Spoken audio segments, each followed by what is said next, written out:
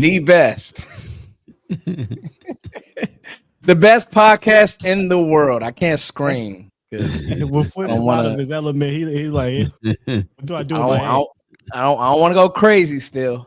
What's going on, fellas? Cowboys Collective, John Machota, Skywalker Steele, Law Nation. And I'm actually down in Mobile, Alabama. I've been covering the Senior Bowl all week. It's been really fun. How we doing, boys? Doing great. Man? Yeah, John, you good? I'm great, man. I just got one question for us. So,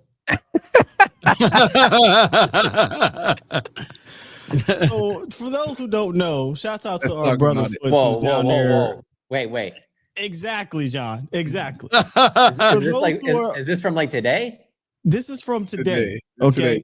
Oh, boy. Let me just set the stage for the fans out there. For those who don't know, Brother Foots is down there in Mobile, Alabama, doing fantastic work covering the Senior Bowl. And happened to look on the internet, popped up and saw Philadelphia Eagles bouncer Big Dom hanging and kicking it with Foots. Law, so where's your shame button, Law? Where's your shame button? Yeah, man, what's going on with that, man? You know, hey, Law. You know what Don said? He said, "Look at my African American friend right there." Oh my God, Shane! Look at my African American over here. Oh my God. No, hey, Sky. You know what's so crazy? So you've been at these settings, these, and Sky, all y'all have these all-star settings. You go down, you try to get a few guys. Well, in my mind, I'm like, let's get guys who would make sense for this team, right? I'm not watching quarterbacks. We watch them, but I mean, Diego Pavi is like 5'3", so I'm like, he isn't even in a backup role. No short shame anybody. And the quarterback play was not good. But so I'm walking through, I'm like, wait a minute, why is Big Dom here?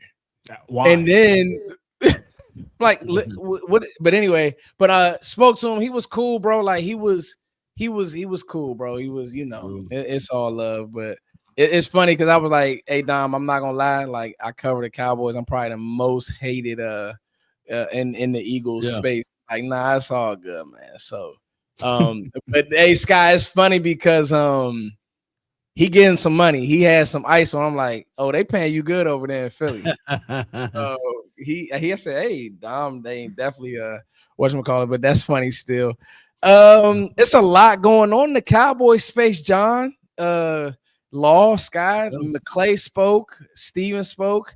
What's we always start with here is Johnny. So kind of like what's the vibe? What you're hearing, John? I know you're not in Mobile, but you talk to everybody. What's the vibe?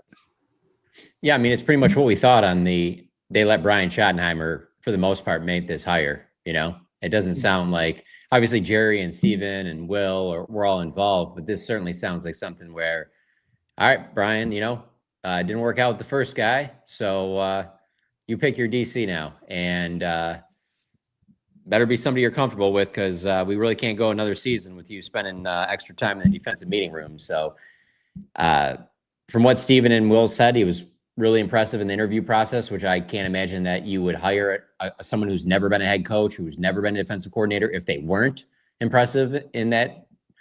I think the thing that stood out most to me was when Steven was being asked about the Vic Fangio defenses and coming from that tree, basically how, while there was a lot of stuff that Christian Parker brings from that they really were impressed with the things that he said that he would do differently than what Vic would do in certain situations. And so I like that one too, John. I thought that one was really interesting. I told Zach that earlier. I love that. That's crazy. Yeah. And then I also thought it was interesting when Steven basically validated what we said about the whole 9-man interview process. There had to be some also picking of brains of, okay, like, how's this scheme working for you guys? I mean, he even said in one of his answers, we learned a lot about defense off this. And I remember listening to that going, I'm including that quote, and there's going to be a lot of people that are going to take that in a way of like, yeah, you guys don't know what you're doing or whatever. But I know what he was saying. He was saying that, they were interviewing these guys to kind of get their take also on some of the different things that they're doing. Because obviously it wasn't like they just pulled from one coaching tree of assistants. They've like they said, cast a wide net. So I kind of feel, honestly, the longer this goes on, I feel the same way about Christian Parker as I did about Brian Schottenheimer as a head coach. Like, do we really know? No, we don't. So anybody can sit there and be super negative about it, and anybody can be super positive it, and we can all be wrong. You know what I'm saying? Like, there's so much about both Brian, first-time head coach last year, and then now going forward, and Christian Parker, first-time DC, that we just don't know. We don't know what he's going to do. He's never had this role. I can just judge the Christian Parker thing off of this. This is probably the one that stands out most to me, is you look at that resume, and if he is just all fool's gold, then he fooled a lot of people and fooled them quickly because he moved up the chain real quickly. Right. And every place he was at, his resume is crazy impressive for a guy in his early 30s. So that's the part. Now, with that being said, I think you can really know a lot of football. And then now there's also that coaching aspect. How do you coach it? Now, he's obviously got to be able to do that. His track record speaks for it. So up to this point, everything I've heard from the Senior Bowl, rave reviews. We haven't talked to him yet because it sounds like they want him to finalize his staff before they make him available. So they're hoping that they can get that done this weekend. And maybe we talk to Christian Parker next Monday or Wednesday at the Star. Okay. Another factor in this all, because I dealt with it a little bit myself. I went out of town over the weekend, and it was a bitch getting back into DFW, an absolute bitch. Right. Yeah. And so that factored in too, in terms of like interviewing guys and then potentially bringing Christian in to meet with reporters and stuff. They felt it was better. Hey, we'll wait till next week when it's a little bit more convenient. And then the only other thing I was going to add, Foots, is my only interaction with Dom was real positive too. It was kind of disappointing. I thought it would be negative, but he literally couldn't have been nicer. It was after a game, and he had to stop some of us because there were like some guys still getting to their locker room, and he couldn't have been nicer about it. Like, I thought for sure that he would be kind of a dick or whatever. Wasn't. He was super cool. And I haven't heard otherwise from anyone else. So I understand that there was that one clip of a couple years ago where he kind of got into it with a player. And so some people take from that, but from my interactions and the people I know around him, it sounds like he's a legit good dude. Yeah. Sorry to share that. I know people. Next time Foots tell me to go root for the Eagles, I'm gonna just show this picture. Like, you already rooting for him. You're rooting for him, hey, Steele, when I tell you, so we met. Actually, he's a fan of the show. I'm gonna shout him out. His name's Chop. He said he watches us. Shout out to Chop. He loves it. Shout out to you, Chop. I told you I shout you out, brother. Shout out to you.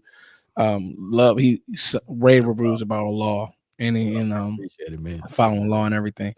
And so he told me, he was like, "First, I got this picture of you. You want it?" And I'm like, "What picture?" Wow. And he I guess he caught a picture of that. But like, he was cool. He was really cool. Sky, Steven and Will spoke, and I wanted to ask you because you have been beating home the free agency deal. When he said we have work to do. What does that look like? If that's a broad question, that's cool. But I took something that he said because of the names that he only named about 5 names on his team that sound like 5-6 names on his team that sound like they're locks to be on this roster. When he says we have work to do, what do you think that means to you, Sky? Well, I can see them being active. See, the thing is though, what's the extent of the activism? Because they were active last year. They signed, I don't know how many free agents they signed. It was a bunch of one-year deals for the most part. So, they'll likely do that again. But I don't know if they can just throw 7 one-year, low-level player deals at this thing and think everything's going to be hunky-dory. I feel like they're going to have to be a little bit more aggressive. And I didn't get that take that they were going to be or that they weren't from Steven. So I'm not ready to kind of go either way yet. If I wanted to speak on what I think they'll do, all I can do is go off of the history of the last, since Brandon Carr, what was that, 2010? So the last 16 seasons. So the history says they will not be very aggressive. However, they are in a different time period right now for 4 defensive coordinators in 4 years. Usually when they have a first-year defensive coordinator, they get aggressive in terms of numbers.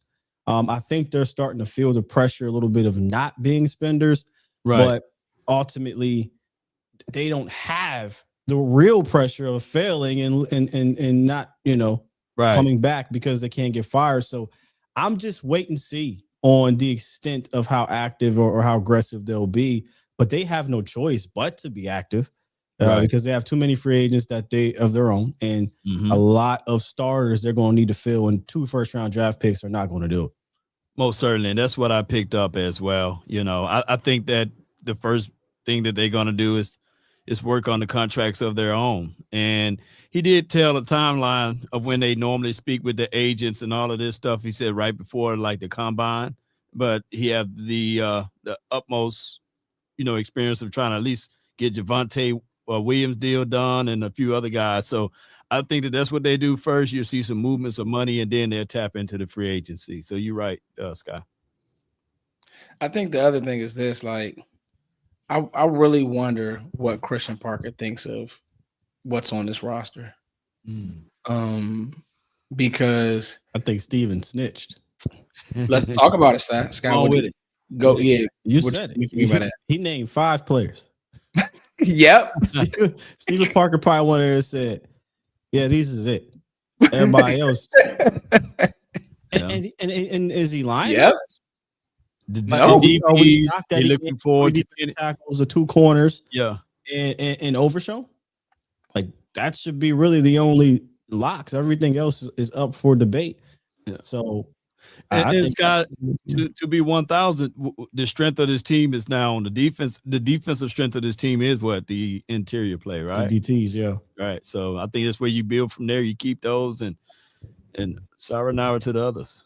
Yeah, John. Real simple when you look at their defense, what they have to build on. It's those 3 defensive tackles, Donovan Ezeraku. They say Savone Ravel, but you got to tell me what his medical is going forward. They say DeMarvion Overshown. I got to know what his medical is going forward.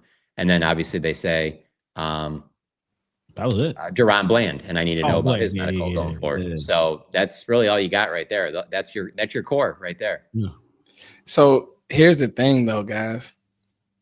When you really look, like I was thinking about, I was like, man, watching all these players and the 2 first-round picks. When you really look at this roster and defensively what Parker wants to do, because I think we've all kind of like now started to read up and what he needs, and you got a lot of work to do. I mean, it's a lot of work, and I mean, you can go down. I mean, I was thinking about it's like, okay, can he save a Kalen Carson? Is Kalen Carson somebody who can't play? You just said Revel, John, correct? Yeah. Okay. Well, like, can Revel be who you need him to be? Because that affects your draft. Like, I had to sit and think about this. Like, as much as I think we had hope for Revel, and we still do have hope for Revel really didn't make a play. Was that because Eberflus was so bad? Who did? That's true, bro. Zach made it. That's a good point. Scott. But these are the conversations. Yeah, Quinnen Williams. That's about it for me. I mean, you can for even Revel, say with Ezeraku, you can say that there's a lot of projecting with Ezeraku. There's not a lot where you're just like, I definitively saw this year this, and this. He is going to be a legit guy that you can count on for the next 5 to 10 years. Like I wouldn't go that far. I think Revel, the talent, the work ethic, the grit, it's all there. It's like John said, it's medical. Like, what is the medical with him? If the medical checks out, I think Parker's got a great guy to work with. I don't really have concerns from that aspect of things. Same thing with Deron Bland. What is the medical? Because clearly the medicals have affected him. Right. His second foot injury, which is I'm starting to get on the side of you might want to operate like he's not even there. So 2 corners, you know what I'm saying? It's such he is operating in a deeper hole, I think, than even Flus was. Well, maybe not, because I guess. Well, no. Flus had the expectation that he would have at least Micah. Flus had Micah. I guess now he got Quinnen, but it's such a. It's not like you're flushed with talent. Even you weren't last year, so they've got some work to do, like you said, Flus. Yeah, and the most important thing for Parker would be like his understudies, his passing game coordinator or the linebackers coach, etc. So, yeah, if he can't get those things right, then it's going to be rough for him, especially as a first-time defensive coordinator. What did you hear about that, John? The Ryan Smith. Yeah, I want to talk about some of these options for assistants. I think they're interesting. Yeah, I mean they got a few guys that they're interviewing right now to fill out. I mean, I thought White Cotton would be somebody they might keep, and then now he's going to Tennessee. So it sounds like that they're completely cleaning house. But of the name that stood out most to me really is the fact that hold on, let me bring up the list right now. Ryan Smith's obviously one of them, who he's Arizona cornerback coach. Robert Livingston, who is come from Colorado, but Zach Orr, because Zach Orr is one of the guys they interviewed for the DC position. And so I felt like out of those 9 guys that at least one of the other ones would probably have a decent chance of being on that coaching staff. And it seems like Orr has that.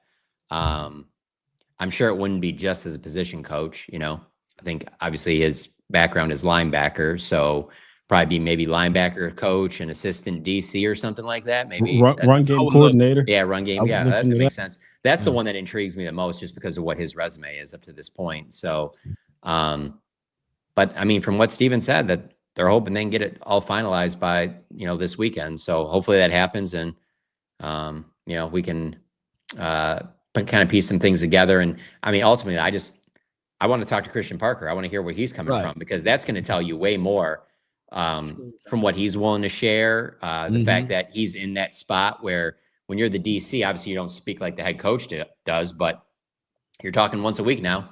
That's going to be more than he's talked up to this point, and you have to bring a message, and you have a head coach who is not a walk-around head coach. Right. He is not Nick Sirianni that can afford to be spending a bunch of time over there. So, I mean, that's why, hey, there haven't been any parades, so we can be critical every move they make. Right. But I'll be the first to tell you that I've never once, I don't care what the results are, I've never once thought it was a bad idea to have a former head coach as DC for the Cowboys. Never.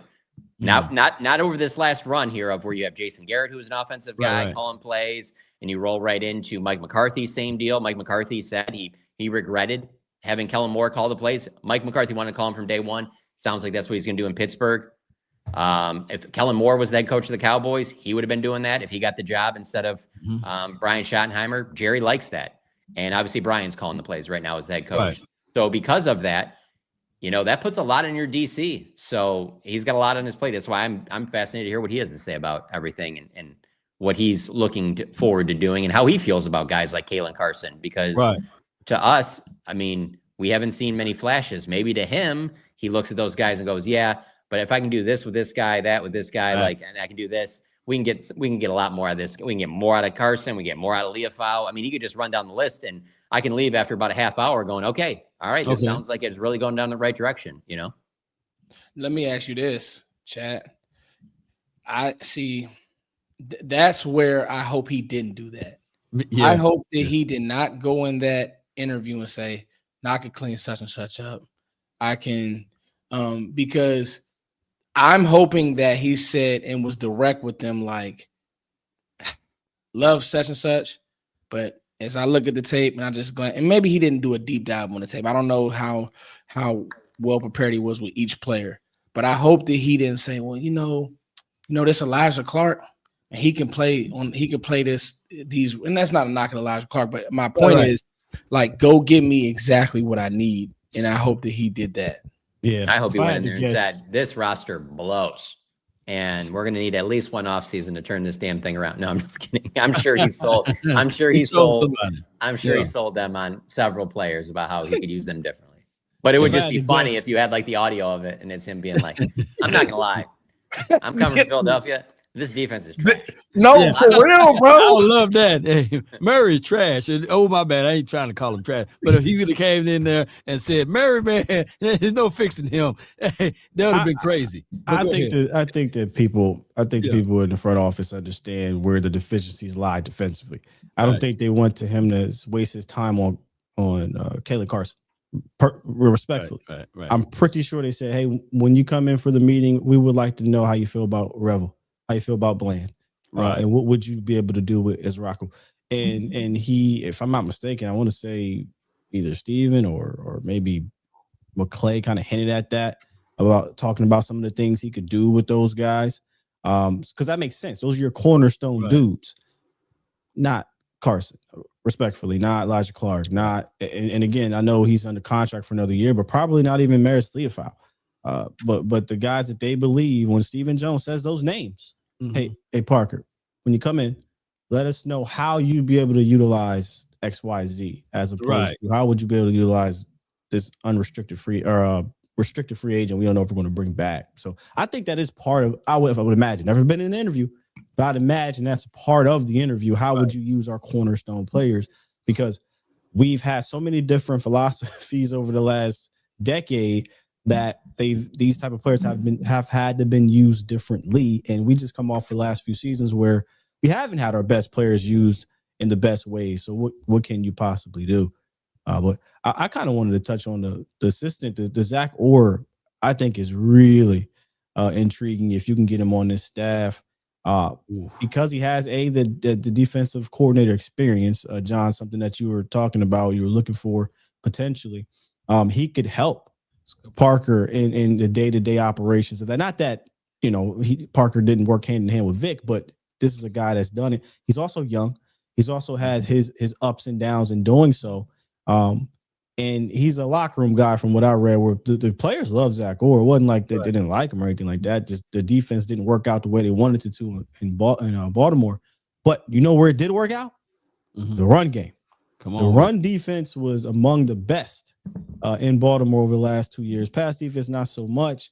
And with that being Parker and Ryan Smith's, forte, if Orr can kind of man that middle from the run game standpoint, pair with potentially a guy like Marcus Dixon, who coached with Christian Parker, I think, you should feel good about that. Orr was always considered a very bright and upcoming coach. So I know some people are like, oh, he was terrible in Baltimore. I think that's a bit hyperbolic in my opinion.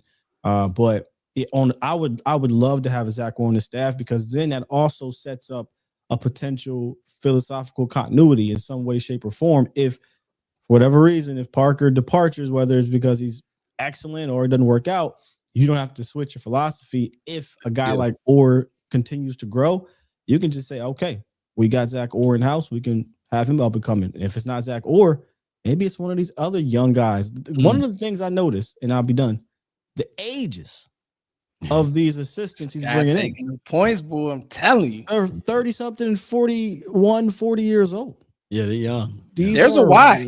Creative minds. Yeah. To be able to connect with this generation of player. And I think that's interesting. Not saying that you can't have an older assistant. Right. It's just, I don't think it's a coincidence.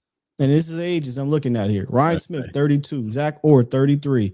Marcus Dixon, 41. Rondo Williams, 40. Robert Livingston, 40. Like, don't think that's a coincidence. No. It just doesn't seem very Dallas Cowboys to me. Right. Which is great, which is good. Yeah. Okay.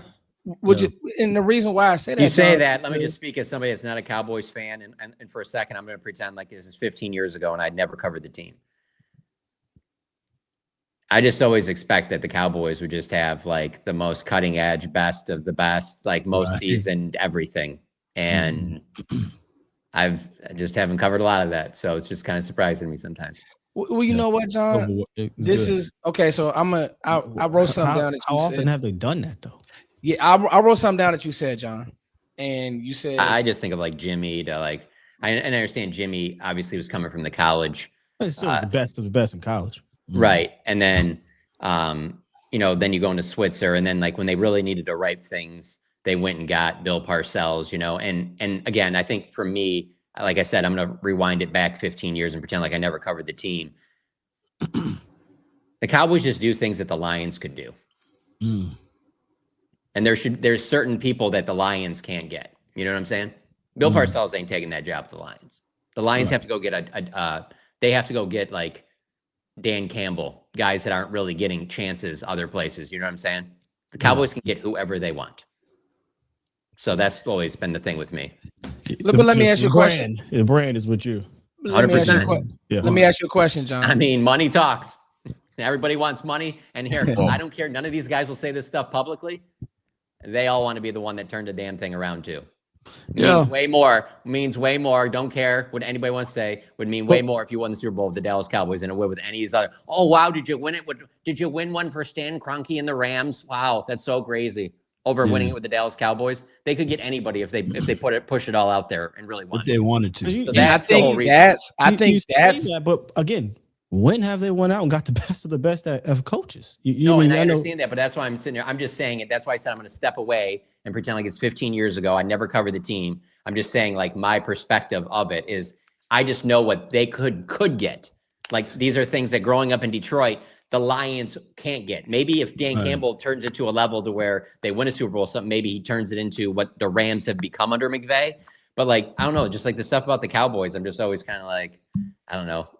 I think that you should be the one that should be Alabama, where it's like you're getting Nick Saban, and if Nick Saban doesn't work, then you're going to get another like elite guy like that, and they just don't really do that. And obviously it's because of Jerry, because Jerry would rather be comfortable than to have another guy that butts heads with him, like Jimmy did, like Bill Parcells did. I mean, those are the answers to the test. I don't need to hear from anybody else. That's the truth. That's what it is. I mean, there's no ifs, ands, or buts. That's really what it is. Jerry wants to have fun. You know, he doesn't really want a guy that's going to be butting heads with him. Well, let me disagree? I would love to hear.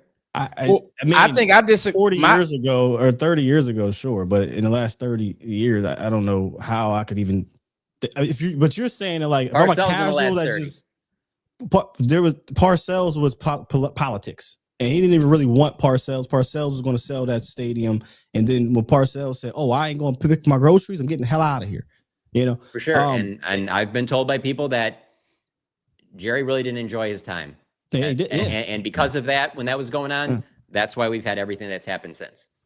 If this was 1994 and I just got dropped off from Mars, I'm 100%. This is this brand. This is the Cowboys. This is right. Well, and I get that, but I'm also what I'm speaking on too is I like when you say 1994 because I also what I'm speaking on too that ties it all together is that. And then what do you had since that?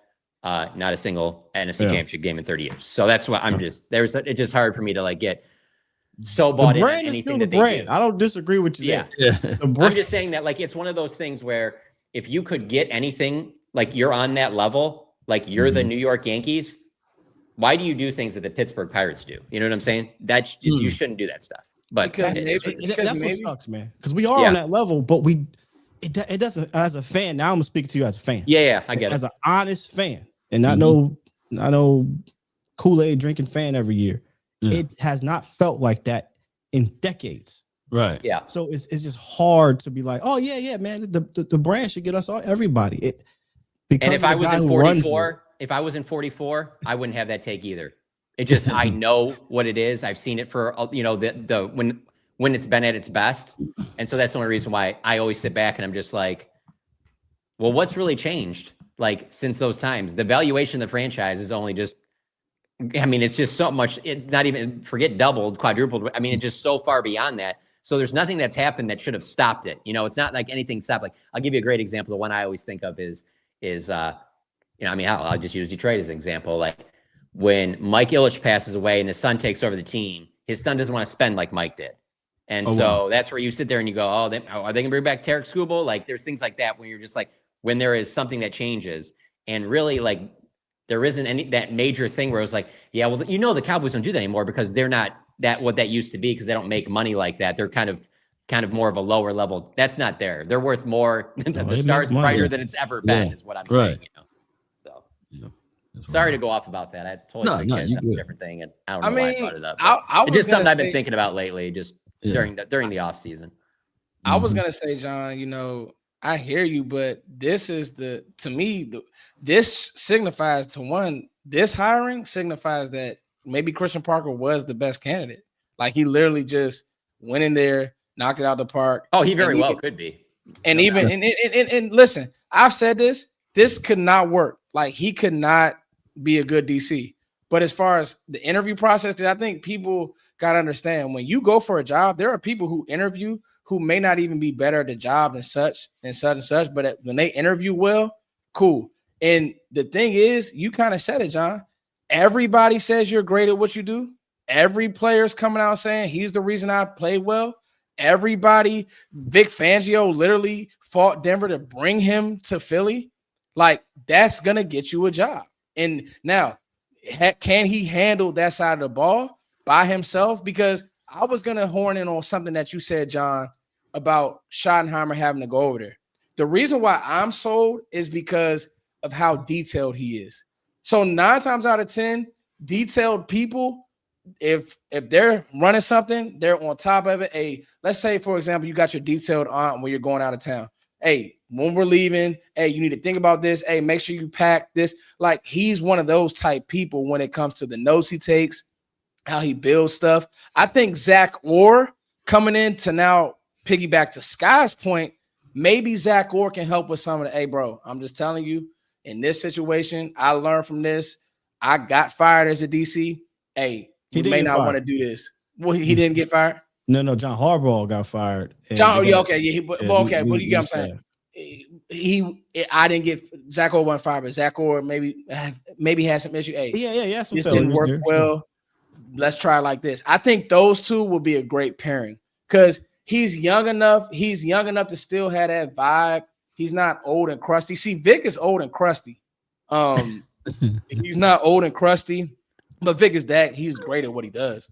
So I just think that pairing really will make sense. Now, I'm gonna be real with you, John. Mm-hmm. If this doesn't work, we all look like fools. But I'm gonna be honest. I've been saying this to people. I think he would have got the job over Jim Leonard. I'm serious. Just the way that it all went down, I think he would have got the job over Jim Leonard. And I think that says something. I think you said it, man. He went into that room, and I think he won Schottenheimer. It makes sense. You go listen. I promise you, listen to Shotty. You can listen to him now, but Shotty, as a head coach, you kind of have to talk a little different. I'd be a little bit more dialed back, secretive, kind of layman's, if you will. Explain it to me like I'm 5. Go listen to Shotty when he's the offensive coordinator and nobody paying attention to Shotty. This motherfucker was, so detailed and to pinpoint accuracy of every little tiny thing. He still kind of does it sometimes. It's like, okay, this guy doesn't miss a thing. And then when you listen to go listen to Christian Parker. It's like, I get why Shotty chose this guy. And it wasn't because, Durante Jones was bad or anything. Durante Jones was great. Parker was greater. Think about that for a second. So I agree with you. Of the guys they brought in, of the guys that they talked to, he was the best one. I think so. I think he was the best one. Now, will that mean he's going to be better than all of them when it's all said and done? Well, you're going to need the help of the organization for that to happen. But I think he won them away, blew them away, because I think he matches what Brian Schottenheimer wants and who he is. And I'll add one. I agree. John, you work around these guys. Somebody's always a cousin of an uncle, of an auntie, or somebody is fathered in or grandson in, or he started as the ball boy equipment manager. Now you're the DC. Now you run the corners. Now you're acute. That was not the case with Christian Parker. Legit had to climb his way. And I don't care what nobody says. I'll stand alone on it. That means something in the coaching world, because this is all about who you know. Some of these guys don't know what they're doing. Some of these guys don't. These kids, I was talking to them at the scene, bro, they don't relate to certain people. It just is what it is. I'm around kids. They don't relate to certain people. So that's so true, Foots. I don't know if I told the story here or talked to you privately, but when I was coaching AAU basketball, I was an assistant coach, and half of the kids was just not feeling the head coach. So they wouldn't even go to him. They come to me, and I'm like, hey, man, this is what you got to do. This is what he's trying to explain to you on how to do it. And then they go out there and execute it. And then sometimes in the AAU circuit, you actually coach a different team. The head coach will coach a different team. And it was a completely different energy. No knock on the head coach. Shouts out to you, Shane. But I just have a different energy about me. Shout out to Shane. You know what I'm saying? Shouts out to my guy, Shane. I have a different energy about me. But when you're a coach, again, if you're not the head coach, as an assistant, you got to follow orders. You got to back your guy and things like that. But if you get your shot, you're going to run it your way. And I think that could have been the case in a good way in regards to Vic and CP, and I can't believe I'm already calling him CP. You got to earn that one. But Parker, Christian Parker, where old crusty guy, hey, you got to do it like that. Hey, come here. You know that meme with Iguodala. Come here. hey, Kenyon, this is what he's trying to tell you to do. All right, bet, thanks, coach. And he goes out there and he does it. You know, so I wonder if having I'm not saying you need a good cop, bad cop, because I think John brought that up before. I think we're in training camp, a good cop, bad cop. But if you got a bunch of guys on your staff that knows how to connect with those dudes, that could make the learning curve a lot shorter. No doubt. Absolutely. And to be honest, your first gig, do you want the OG in the room like, I wouldn't have did it like this? Now, hold on. Like, that's real in coaching circles. Hold on. Like, so it's going to be interesting. Let's get to the read, guys. 600 plus people in here. Hey, shout out to y'all for making the Cowboys Collective great. Let's talk about Sleeper. Sleeper is the #1 fantasy sports app. It pays to know sports. Pick more or less on top players. Your first pick is on us, so start winning now. Play in Texas, Georgia, Minnesota, and 27 more states. Pick anytime across all sports, pregame or live. Over 10 million players are already on Sleeper. Make your picks count. Score up to 1,000 times your cash. Join today. Get up to $100 credit using the code HMA. Call your shot on Sleeper. Download now.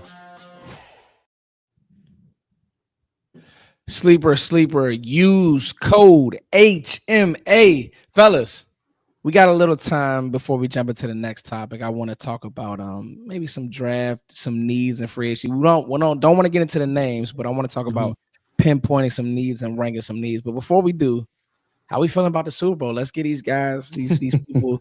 Who do we like? Are there any plays that you guys like? Out, bro. Yeah, it's a seatbelt. It's a belt. I mean, it's a seatbelt. They about to blow them boys out, fam. Yeah. I'll be very, I don't know. Like, I get, you know, if you're not a fan of either of these teams, maybe you didn't follow them closely, but like, my biggest takeaway off of watching these playoffs up to this point is I'm constantly going, like, how many other teams, including some that have fired their head coaches this year, would be thriving right now if you just simply gave them the New England road, that schedule during the regular season, what they had in the playoffs. Like, that is that is absolute layup city that they've been handed to them. You know, I thought for them to get to this far, I thought there'd be at least one game where it was like Drake May was just incredible. I'm not saying he's been bad, but like, yeah, he hasn't really had to do anything super special, and they're back in the Super Bowl. So with that being said, I say the regular season was in the quarterback, and I'm always wondering if he's going to turn back into a pumpkin. Right. That's the only part of everything else. I just feel like Seattle's going to roll them. Yeah, I think they're so balanced. Where I think the Patriots aren't as balanced. I'm not saying they're terrible offensively, but I just think Seattle is really good offensively and obviously really good defensively. And if you look at Drake May in the playoffs again, they went through three of the best defenses over there in the AFC. It wasn't lighting them on fire, and he's about to go up against a very hungry, talented Mike McDonald defense. So I just can't see them scoring 23 or 4 points that is going to need to be. Yeah. And then you look at the location where the game is at, you know, the familiarity with the stadium. Seattle plays there once a year. It's just everything there. They're a West Coast team. You know, New England got to fly all the way over there. There's so many things that's in the favor of Seattle, and especially defense. You know how defense rolls. So the other thing I was going to say is that the times that we're in right now, I get, and I mean, hey, there's plenty of things in my life that you can sit there and call me a boomer. All right. Like I said, I'm 44, but like, I'm past all this old, like, especially being from the North, being stuck up there over the weekend. Like that shit over in Denver, that's bullshit. This sport's too big. 85 of the top 100 watch programs are NFL. Shit's too big to be having this bullshit. Snow determines it, and it's going to be 12-10 like it's 1962. Play that shit where that doesn't factor in. There's too much on the line for that. Like, so I don't got time for any of this. Like, settle it at Lambeau. No, don't settle at Lambeau. Settle the shit at negative 10-degree weather. Seriously, it's stupid. Like, you want to do that for that great, like, hey, I took my kid to one game at Lambeau do that during the regular season. I don't need that bullshit when everything's on the line for a chance. It might be your only chance to get to a Super Bowl, and now we can't do it. We can't complete a pass because we can't see anybody, 5 feet in front of us. Like, it's just stupid. I mean, this is not 1962 anymore. It looks cool, but it looks good. Cool, sweet. It ain't fun. Yeah. I just know that if my team lost like that, I'd be real pissed off. I don't want elements. People bitch about they don't want the refs being involved. I don't want the elements being a thing that factors in on that too. And I get it too. Like, oh, both teams have to play on it. Yeah, both teams had to play on. Man, wasn't that such a fun game to watch? Wow, that was so exciting. No, John, imagine a $3 to $4 billion stadium being built, and then you still have outside elements being a part of it, which is the sunlight. You know, it's hard enough to get Jerry to put curtains up. And that's fair. But no way would the sun even come close to doing that bullshit. Right. You can't even throw anything. You can't even throw a screen without using 12 yards. I mean, it's terrible. God. Go look up the meme with the little kid in the back seat. A bullshit. Hey, Spicy too big John, a business right now to be doing that. Yeah, too much on the line. That is true. Like, because you got boomer fans, like purists, who be like, football elements. Yeah, bro. In 1940, it's when they were playing for $7 and a hot dog after the game. Yeah. Like, it's totally different now, man. And then here's the other thing, like, especially when and I got this a lot from the 5 years being around Mike McCarthy, but like, just like teams are built by the surfaces you play on. Oh yeah, and so it's like if I got this track star team and now we got to go play in some snow like that, like, I don't know. I guess that's all part of it. You got to build your team to win no matter what. But it just seems kind of ridiculous in today's sports. Like, I want these premium athletes to be on the best possible surface to show off and show their abilities at the highest level. And I'm fine with the elements during the regular season, but I'm saying when it's win or go home, and how this whole idea of like, oh, well, you came short, you'll be there next year. No, you won't. If you follow the NFL, this might be your only chance that this team gets a chance to go there. So I don't have any time for this. Oh, well, no, it's a good team. They'll be back next year. You don't know that. Yeah.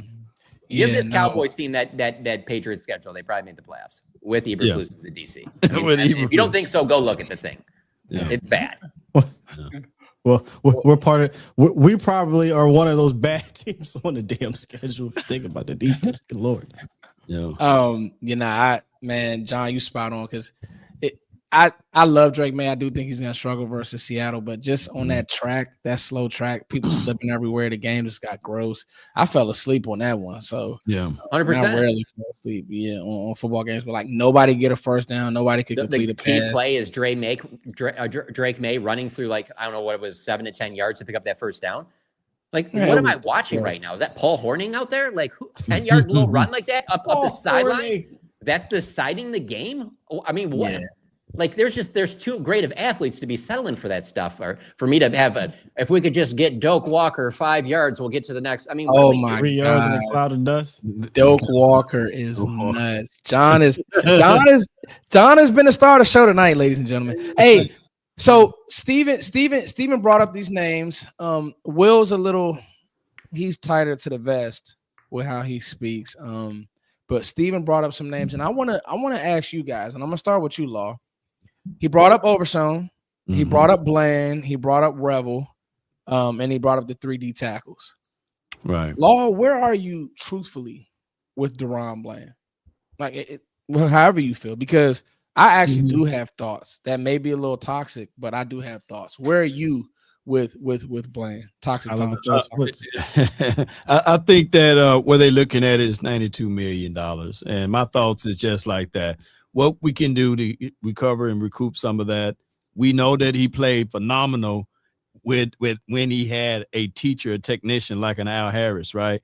The last 2 seasons he's been kind of vanilla and bland. So I think that what they're looking at it is that they're saying to themselves, vanilla bland is him. That CP and whoever going to be the Ryan Smith. Ryan Smith, I think that they're going to try to work on to get him back to his all-pro level. Yeah, that's how. Can I ask y'all a question? Does he fit in this scheme as far as what they ask their nickels to do? If he's your nickel, I think Bland can play either or in this scheme. 100%. I think Bland's a good player when healthy. I think it's a health thing more than a talent thing. But I think the health is real concern, bro. Like, foot injuries, it's all about that foot to me. I can't even pretend like, oh yeah, man, it's gonna be cool. The foot, I don't know, bro. He had foot surgery already, and those are my toxic thoughts, Sky. And he has to play on it again after surgery. Bro. That's why I think you need to use one of the firsts on a corner, and you probably need to add a veteran in free agency too. I pretend he's not. You need to do Jordan Lewis. What the not. Jags did with Jordan Lewis, you need to go get a Jordan Lewis. Yeah, we'll talk about some Senior Bowl guys if we got time at the end. That I really like, but yeah, no, that's why I want to ask that question because I'm there. Foots, I was there. I did a little game with 2i on the show last summer before he got signed. We did a pay or walk type situation, or what the Cowboys going to do. I didn't think they were going to pay DeBron Bland. I thought they'd wait. Not that they weren't going to pay him at all ever. It's just that I thought, okay, he just came off of the surgery, did not have a good year. They'll wait to see how he performs. And if they really truly wanted to bring him back after this year, they could have. Come on, y'all know he ain't paid that man $90 million coming off of this type of season. So it kind of reminded me of when they extended Malik. I was like, oh, that was random. I didn't see the need to do it at the time, but okay. But they tend to try to do that to get out in front and especially catch you. I remember it goes all the way back to Barry Church. Barry Church said they got me because I got hurt. They came into me and said, hey, man, here's a contract. And he was like, yo, what? Yes, and signed it. And then Barry, he outperformed that small contract. And he said, I wish I never did it. But they got him when he was hurt. And I wonder if they went to Brian. It was like, coming off the injury, a little year. And they thought they got a discount. Well, he's still a little expensive. And now he's coming off another injury. So I don't know, man. It was a little head scratching at the time because you could have waited for Bland. I don't think Bland was something where you're like, I got to get Bland. But I wonder if it was one of those things where, hey, man, I move on from the pass rusher. He's one of the 6 players I said we can get. And that's what everybody was using. Right. In the whole reason. And the Cowboys, I believe they did that before in the past with the Jalen Smith money. Hey, you want to fight your contract? With Zeke. Yeah. We'll pay somebody else. And hey, $92 million, man, come on, pay me with my hurt foot. So I'm following what y'all saying. Maybe it's more so he was playing through that pain and on that hurt foot versus. Didn't he come out and say that at the end of the year? He said he played through pain. He played through the injury, and now he had to get foot surgery. And I'm sorry, y'all. That scares the shit out of me. It's scary, and that's you made that point, Scott, and that was the point I was gonna make. I am worried whether it's you go high, you double down the back. Yeah. Okay, John. Either a Delane or a Jamar McCoy. So y'all get ready. Yeah. John, you're on deck. Savon Ravel. That's a corner piece for them. Give me your high level thoughts. Like, is it too much for CP to fix him, or like just where are you at with the player? Because the truth of the matter is this: you need to have a real plan with him to build this defense the way you want it to be built. Where you at, Rebel? Machota? I'm fine with him just because it's a knee. That's not that uncommon for corners to have that. Now he'll be 2 years removed. So I'm not as concerned there. And you can't teach the size that he has. And so I think you can fit him in pretty much any defensive backfield. And so I'm pretty confident he'll end up being a good player for them. He just seems like he's wired the right way. He seems like he's got his head on the right way, like that kind of not old soul, but he just seems like he's going to take care of business. And so, if he has another knee injury or something like that, I reserve the right to change my thoughts on it. But as of right now, I think it'll be maybe not, we won't notice it or whatever, but I just think even for his own confidence, just getting that damn knee brace off is going to help. Yeah. I mean, being a corner, have to play a whole season with a knee brace on. There's just no way that is something that doesn't impact your confidence even like a little bit, even if it's even just like 0.5%. So even just him getting that off and being able to run free, I think could be great for his confidence. And then obviously the other thing that's always big for a young guy is he'll now have that full year under his belt. And so I'm pretty confident that he'll be a good player for them. But I'm also pretty confident they need to invest in 2 more corners, and with one of them being a top 20 pick in this draft. Yeah, no, absolutely. Sky, we're gonna go. I think that's great. Hey, you know what you could do? You could take one at, either at 12 or 20, and whatever those other 2 picks, try and trade back. So then you get, let's say, like a 2 and a 3 out of that or something. And then you go get another corner with one of those. You know what I'm saying? So let's say you trade 12 because you're going to get the most in return on that. You get like a second, third, maybe something else out of that. Then you got 20, a second, a third. You can get 2 corners with that.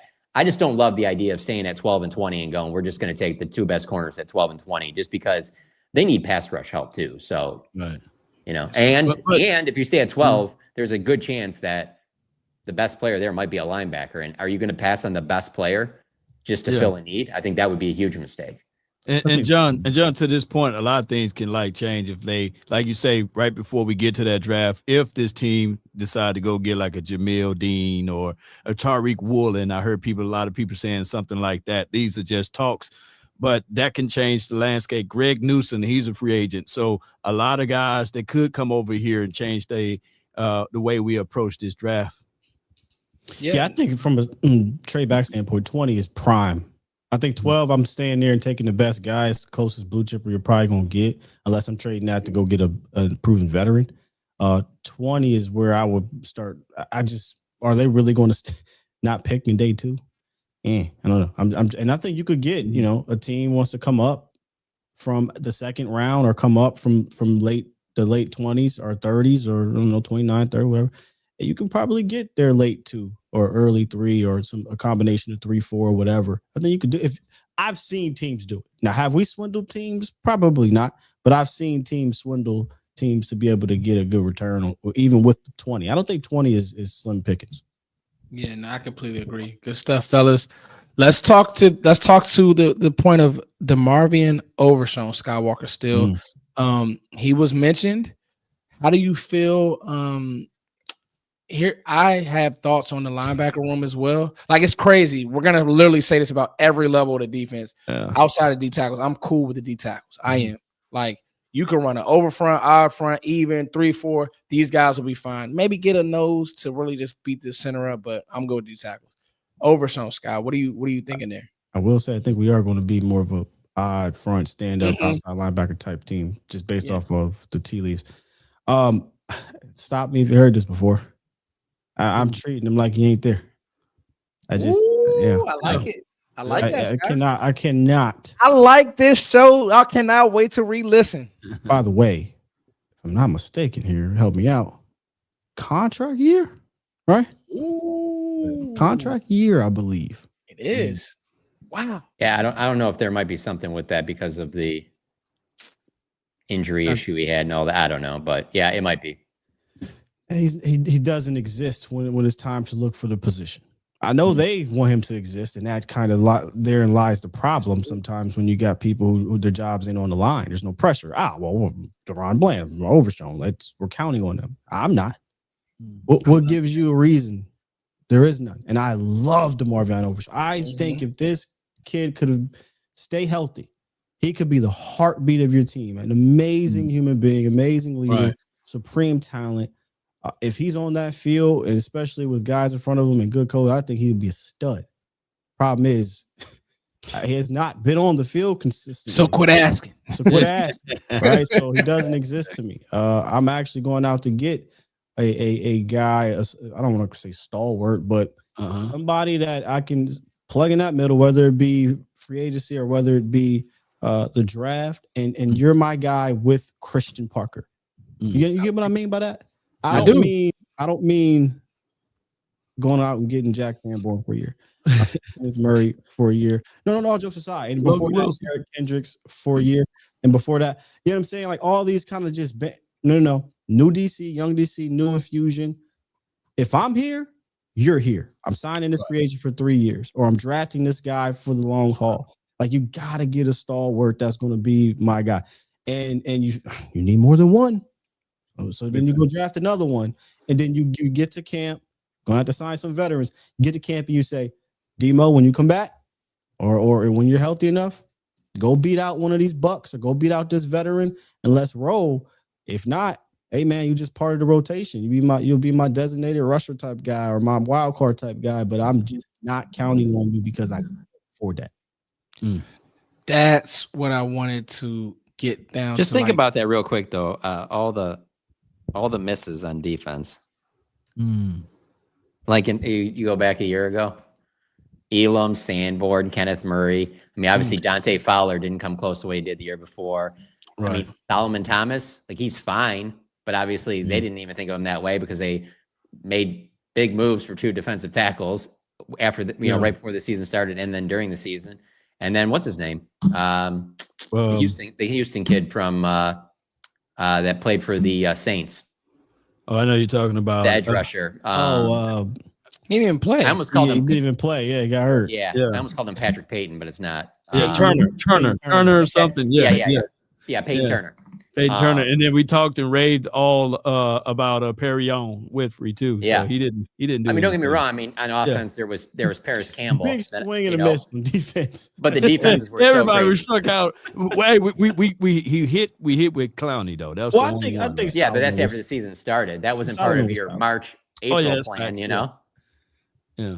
Yeah, I mean that goes back to my earlier point where I don't think they can repeat this process again because I try to tell people when they were the front office is moving different. Look at all these free agents. It's like how they've done this before. If you go look at the track record, they've signed a bunch of 1-year deals, veteran guys, Band-Aid. That's not new. That's not different. They do this when they get a new DC. Hey, they did that. They did that shit in 2020 with Don Terry Poe and that whole crew that they brought in there, Gerald McCoy and all that. They did the same exact thing. Hopefully, Gerald McCoy didn't play it down. I remember he got hurt. Yeah. Hopefully, Christian Parker won't BS us, man. It was a loaded gun in the quad. I don't know if you read up on that.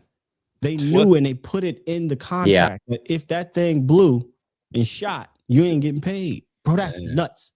That's crazy, man. You signed that man and sold him to us as good goods, and he was not. He was a lemon. But anyway, let me get frustrated about 2020 all over. Yeah, 2020 was crazy. Well, all I can say is I just hope that CP, when he see these guys, that he ain't bullsugaring. He ain't sitting there saying, this guy can really turn around. And we were like, nah, we looking at film, young blood. So you hope he ain't going into the interview saying, you know what, I was in that barn all off season just watching every last single snap. And then we get to the, John goes up there and say, so when you watched all 1,700 snaps, well, John, I just said that to get a job. What? Just like anything. Just like anything. Lied on the resume to get it. He Chad GBT'd his resume. CP got us.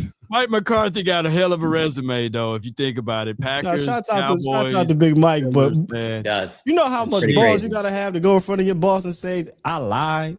Yeah. That's crazy. Shout out to you, man. That's, the Overshown point is real, Scott, because, that position, running his defense, calling his defense, making the adjustments, whoever's going to call it, be the green dot. If it's Sonny Styles and that's who he says, I want him to be that guy, Overshown doesn't exist to me. You were absolutely right. Like he's but it's fine though, because if you do that and then Overshown does stay healthy, then you're great. But to Sky's point, but you don't count on that, John. Yeah, you don't count on it. That's a bonus. You don't sit there and say that, we just don't even think that'll happen. But if it does happen, hey, great. Now we have one of the better linebackers in the league. If you're going to go into this season with a health questionable linebacker in the first year of Christian Parker, then just go get his own health questionable linebacker out of Philly, Nakobe Dean, to help facilitate his defense in that room. Like if you're going to say, you know what, I'm gonna rely on a linebacker that's questionable health, then go get the guy that has won the Super Bowl with that has been in this system and can relay what he wants to do for that year per se, or maybe you sign to a multi-year deal with some outs. But I still wouldn't lean on that being the complete answer long term either. I was like, okay, I'll sign Nakobe, but I'm drafting my long-term guy, or I'm signing another guy next to him, whatever. But that's all I'm saying when I think about Nakobe Dean. If you're going to go with Marvin Overshown, then sign Nakobe Dean too. Then let me ask y'all this: Are we even or odd fronts now? What are we doing with him with this? You're going to be an odd front. You're going to be an odd front. Yeah, that's going to happen. That's real. That's why Zach Orr makes a lot of sense. You need somebody who knows this stuff. And I don't know who they'll bring in for the D line, but you need somebody who can coach this the right way, because that's what you're gonna run. Hey, Sky, you just said draft. Just to transition to the Senior Bowl before we get out of here. From a Cowboys lens, just being down here it was a nice time. Saw a few people who support the channel. Shout out to you guys. Actually, I wrote somebody's name down. I want to make sure that Nathan. He ran into me and Zach. We're out here covering. And I want to make sure that I shout him out. My boy Chris. Saw Nick, Kyle Humans, Tommy, the whole unit. Everybody was cool, man. And they all watched too. Like so. The collective is really growing, and it's really become a staple in the community, and that's love. Here's a few names that I got. I don't know if you guys want to write it down or just some people that from our perspective, right? Because the Cowboys have specific needs. Backer, corner, D-end, right? Like these are names that make sense. There's a kid, Kyle Lewis, out of Pitt. He was like a star safety at first, and he got down there. And they played him as a weak. He was making plays, Sky. He was flying all over the place. Chandler Rivers, he's that Jordan Lewis type out of Duke. He's a corner, nickel, tackles everything. They played him on the edge. He was stout. Now he is small, but you know they were trying to jump ball him a lot. He was fine. But can I say something about that size? The size aspect of the corners. I wonder if McClay is going to have to kind of really hold tight about that because Parker explained in one clip where he was like, it's not the size for me. He's not really tripping about that. So something to keep an eye on free agency and the draft is we know Will McClay likes the long arm corners and things like that. What if Parker's like, look, I don't need him to have 33-inch long arms, et cetera, et cetera. So something to think about. It is. I find it hard to believe he'll be able to talk the whole organization into that on a 12 or 20 overall guy. I think that you'd win a lot more of those arguments if it was like a second round, like a Kelvin Joseph situation where he's like, yeah, I don't really need that. Or in Jordan Lewis.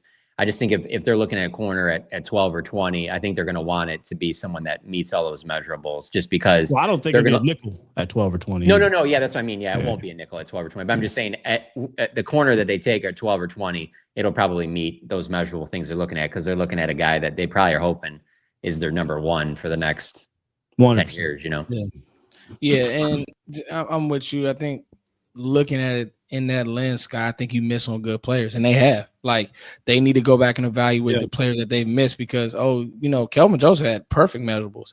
Yeah. Wasn't good football. You know what I mean? So, Chandler Rivers is a guy that I really like. Bud Clark, this guy right here, y'all, TCU safety. He can fill the alley. He was on the roof. He did some nice things. The Senior Bowl, it was pretty cool. Lee Hunter, Texas Tech, D tackle, made a lot of plays. Thaddeus Dixon, UNC corner. He has the size right there, right about 6 feet, 5'11", 6 feet. Colton Hood. Now here are really the 12 and 20 names. Colton Hood and TJ Parker. I want to spend a little time. And Jacob Rodriguez, although I don't think that he will be a guy at 20, he was a lot taller than I'm tall. Standing next to him, I'm like, oh. This is interesting. And he made plays. Jacob Rodriguez made plays all game. I mean, every single team period, he made plays. He was filling. He's more of an early second more than the first, or are you saying that he won't make it? Yeah, because he stood out, man, to the point to where they didn't even play him a lot. Yeah, forced fumble. Trying to get him a lot of reps. But the two that really, TJ Parker, Clemson. I spoke to him and I asked him, I said, bro, what do you say to people who say because that's going to be the thing. Well, you didn't have the production this year. And he was like, bro, I'm aware of it. You're getting a player that'll come in and play. And that's, they're going to say that, but he was candid about it. He was like, I'm aware because his last year at Clemson, he was much better. His numbers this year weren't great. And then Colton Hood, that's your press. That's John. That's the corner. And Daniel Jeremiah actually mocked him to us. And DJ's, I'm gonna tell you now, DJ in the first or the second? In the first round at 12. Colton Hood. DJ is the one person in the industry who literally talks to everybody, literally has the respect coming from that Baltimore. He used to be in that Baltimore front office. When DJ starts to put his top 50 and his mock drafts out, I do kind of raise my eyebrow. Respectfully. Yeah. It's January. Yeah. Respectfully, those mocks. Because we haven't even had free agency, bro. No disrespect to DJ. Yeah. He has a quota to meet.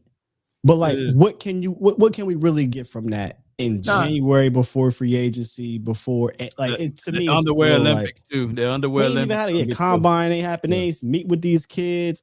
You know how I get with fatigue foots. Like by the time DJ gonna have mock draft 47. No, I get it, but I mean, you know, the people want to, you know, hear about it. I'm what you don't say. I think too. It's just good to see the grouping, but like you said, it's all gonna change. I mean, hell, he had Caleb Downs at 10 as in his ranking. He had Fernando Mendoza as his number 1 player. So you're right. I mean, it's all subjective, but that was kind of what went down the Senior Bowl. Say it again. No, so you said it's all subjective. Says content right now. I do think you might want to perk your ears up around draft time, though. Yeah, I think that's when you start getting little nuggets, real nuggets, and it'll be here quick. So I mean, I just need somebody else to hype up some more quarterbacks, man. I hope that happening. It got to, man. In this class, absolutely not. This class is terrible, man. Yeah, every quarterback out there. You know what's so crazy though, y'all? It's funny we say that. Jackson Dart was at the Senior Bowl last year looking just like these guys. It's crazy. I remember him being there, and I was like, man. But he went bottom of the first. Play. What if we need some top 10s? What if Ty Simpson go run like a crazy 40 time? You know what I'm saying? Man, let me tell you something. Carson Beck, baby. You know, with Ty Simpson, you really needed the Oregon kid to get drafted. So the fact that he went back to school, which I don't know how y'all feel about that. Pavia to be 6 foot. Oh, Pavia, bro. He'll be more than that. But how tall is he, man? He was he better get ready to learn Canadian football. Get ready to learn the CFL because that's what he'll be at, buddy. But what a great show tonight, y'all. I'll let you boys go. Hey, John. Yep. You will be getting Christian Parker next week. I got a question. I need you to ask him. All right. Okay. Somebody put this in the chat. Do you listen to YB? That's all I need to know. Do you listen to Young Boy? You listen to Young Boy? We're good. A little off. Where you from? I don't know where he's from, actually. Yeah, I want to know where you're from. Where Christian Parker from, y'all in the chat? That'd be nice. He's like, actually, no, I'm huge in the country. Oh, Hootie and Blowfish, Foots. Hootie and Blowfish, man. We are. All right, guys. What a great show. We will talk to you guys next week for Skywalker Steele, John Machota, Law Nation, the best podcast in the world. We'll talk to you guys later. Peace.